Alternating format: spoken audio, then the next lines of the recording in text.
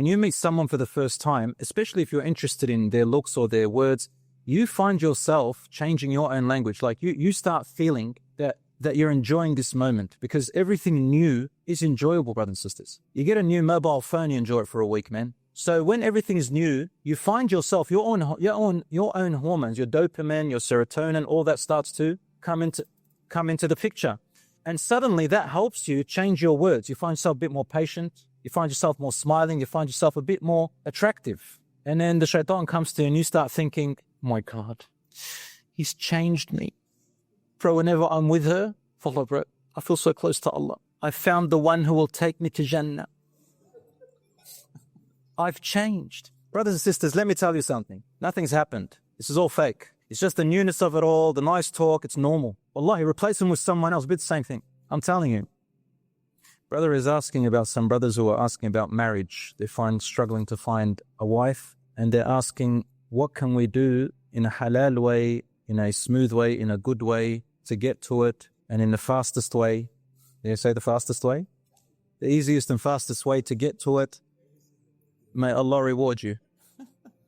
So there's no fast or slow way. You just got to actually take it easy and take steps and think. Don't rush things. But of course, you got to do it the right way. Well, brothers and sisters, you help me out. There are several ways. Some of the ways I know is, number one, the classical one, through family. Get your family to look out for you and ask friends. If you're a guy, talk to your sisters. Your sisters can ask their friends and keep an eye out for you, recommend for you that way. Your cousins. If you go to uni, for example, attach yourself to the prayer room, because over there, the Muslim Student Association, you got all ages, whichever tickles your fancy, but respect our sisters, respect our brothers. Find a way. If there's no other way, there's nothing haram about asking someone to maybe approach a sister in a respectful way, or maybe asking someone to ask another sister to approach her if you can't approach her. A sister may also send someone to ask in a certain way. I mean, you got to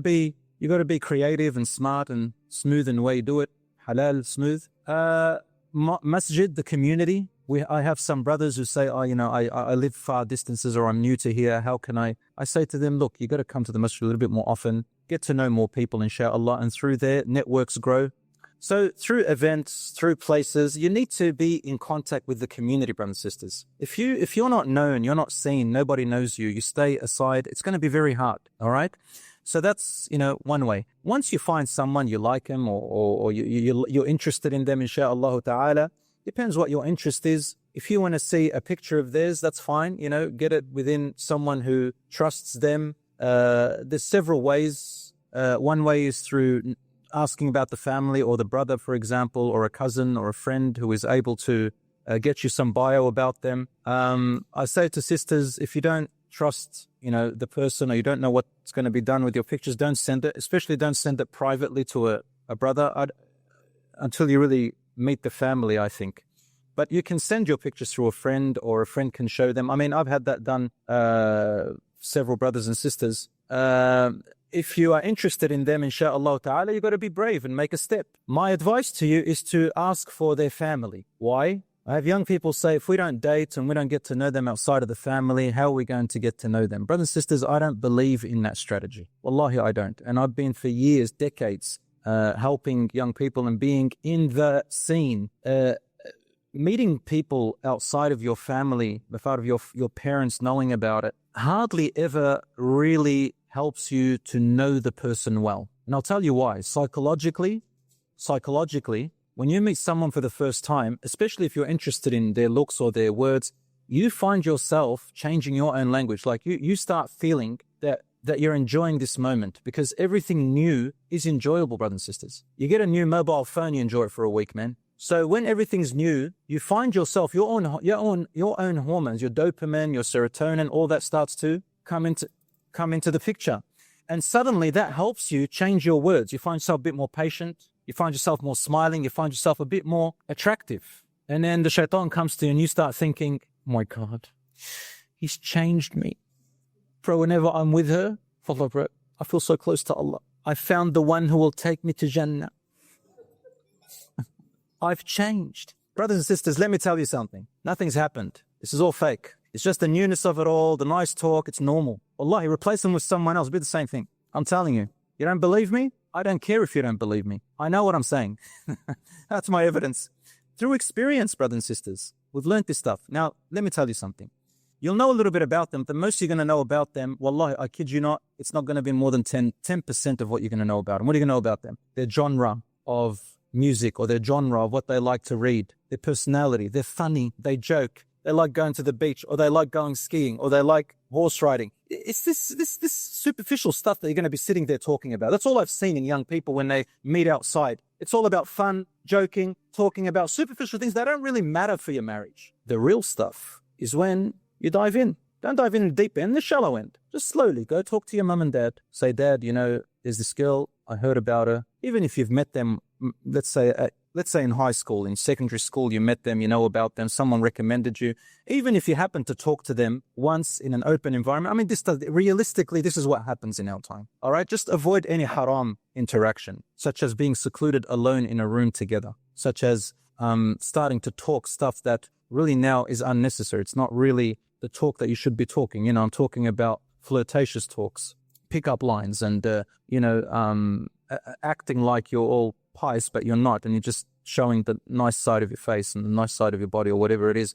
These things, you know yourself. So once you get it serious and you start knowing and going to see him with the parents and family, or even with a cousin, or even with a family friend, it doesn't have to be straight to the father. It's okay if you're a bit scared of that. But I mean, if you're serious about it, brothers and sisters, you need to start going towards the family. Now, when you go to the family, you get to see how she is around her brothers. You get to see how he is around his sisters. I know you're all going to say, what if they lie? What if they fake it? What if? I understand that part. But this way, you will know more than what you will know when you're just you and him, or you and her. You will know a little bit more. I'm just saying it's a collection of things. This next step is to go and see how family dynamics. You're going to have kids, inshallah, and those kids are going to be in their family, the grandfather and grandmother and the uncles and aunts. What are they like? How is their situation going to be? How is their lifestyle? What is the lifestyle of your parents? You're going to know about 40 to 50% more about them and about their environment. And you don't have to go for one visit or two visits. Go many visits, as many as you like. Go 20, 40, 50, whatever, inshallah. Along with that,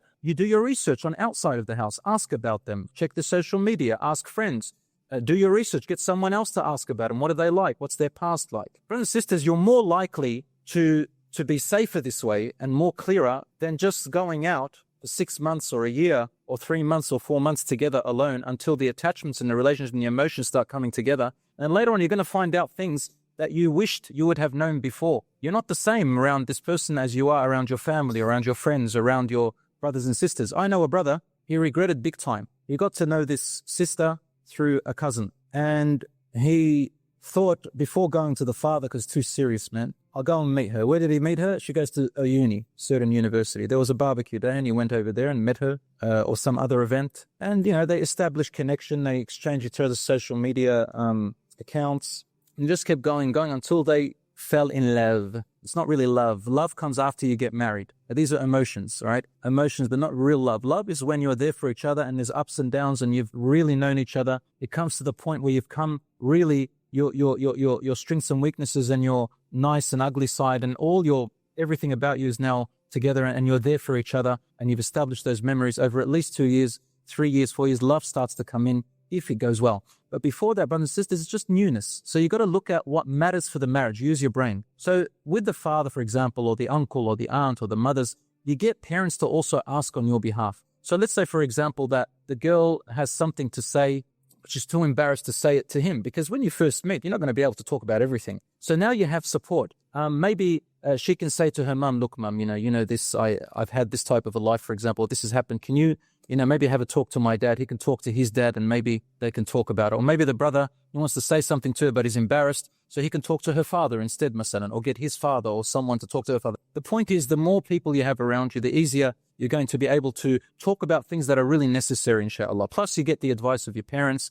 You know, it's better for everybody to have a look, inshallah, and see the situation rather than just you and them. Wallahi, I've done many marriages for people who had been together for a very long time. And after I've done the marriage and things got serious, subhanAllah, they didn't really last very long. And you think to yourself, they've been together. Wallah, I did a marriage once that they were 21 years together, but not married. 21 years. Wallahi, after I did the marriage, 2 months later, they became divorced. So knowing each other, even living together in outside of halal doesn't really solve everything. And then there's that 30, 40%, 20%, let's say, that you're going to leave, you can say, oh Allah, tawakkaltu alayk. Nothing is perfect. I went on a tangent, but anyway, that's basically a little bit of advice that I wanted to say to my younger brothers and sisters. We live in a time where AI can clone voices, people can fake scholars, and truth can be edited. But here, we don't give you imitations. We give you real, authentic lectures from trusted scholars like Omar Suleiman, Belal Assaad, Yasir Qadi, Mohammed Bajur, and many more. No filters, no fake voices, no AI manipulation, just truth. Subscribe if you want authentic knowledge in a world full of digital deception. Stay connected if you want reminders that are real, voices that are real, and knowledge that will actually benefit you in your grave.